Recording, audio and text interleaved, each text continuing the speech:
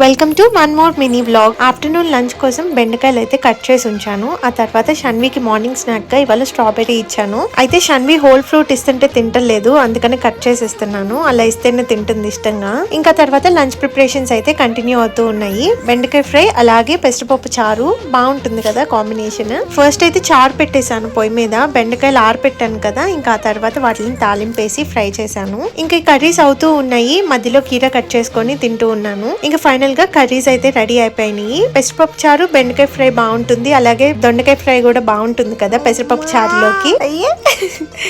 ఇంకా మార్నింగ్ నేను పప్పు నానబెట్టాను నెక్స్ట్ డే టిఫిన్ కోసం ఇడ్లీకి, అదైతే గ్రైండర్ వేస్తున్నాను. ఇంకా నైట్ టిఫిన్ కి అయితే రొట్టె వేసేసాను ఇడ్లీ పిండితో. ఎప్పుడు పిండి పట్టినా ఆ రోజు నైట్ టిఫిన్ కి మ్యాచ్ రొట్టె వేస్తాను, బాగుంటుంది ఫ్రెష్ పిండితో రొట్టి.